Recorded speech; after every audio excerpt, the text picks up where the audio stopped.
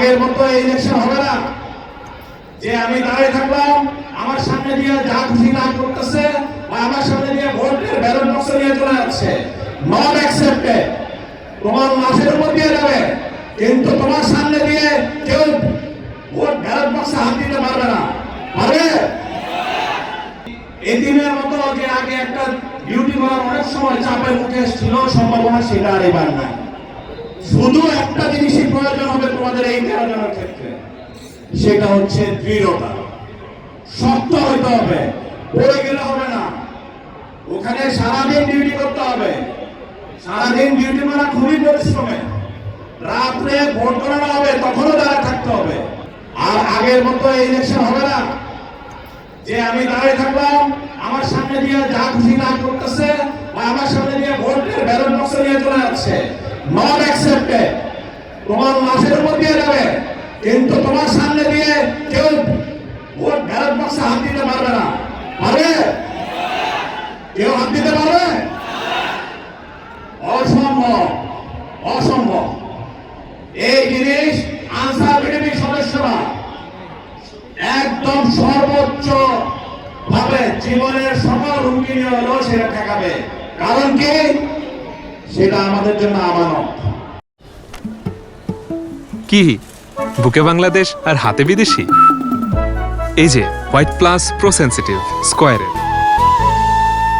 অনেকে আছে, বিভিন্ন প্রশ্ন আছে, আমাদের সাংবাদিক ভাইরা দেশবাসীর কাছে প্রশ্ন আছে যে আসলে বিভিন্ন পক্ষের থেকে যে আমাদের যারা এত সদস্য, এদের উপর যে চাপ, যে তার পক্ষে কাজ করার জন্য, সেটা কি আদৌ এরা সঠিকভাবে সেই চাপ মোকাবেলা করতে পারবে? এই প্রশ্ন সবার আছে।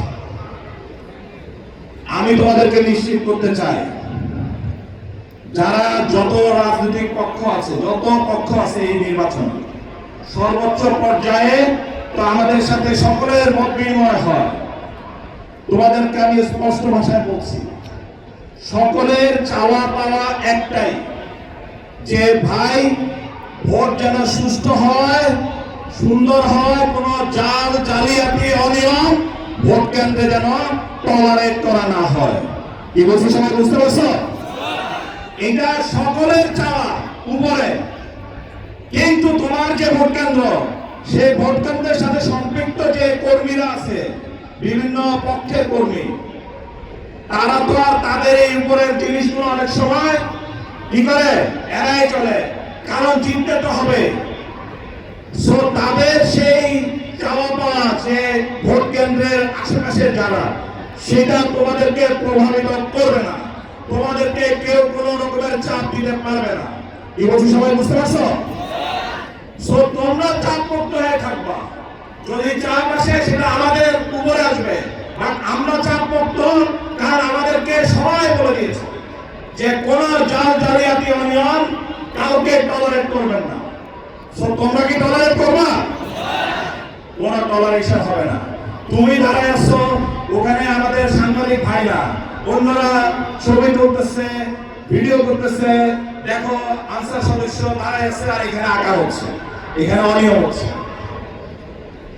এভিডেন্স কিন্তু থেকে গেল তোমার জন্য। সাথে সাথে কিন্তু ওখানে মোবাইল কোর্ট থেকে শুরু করে ওখানে নির্বাচন বিধিভঙ্গের যারা নির্বাচনী ট্রাইব্যুনাল যেগুলো আছে মাঠ পর্যায়ে, তারা কিন্তু সবাই ওই স্ট্রাইকিং পেট্রোল সব ঘুরে বেড়াচ্ছে।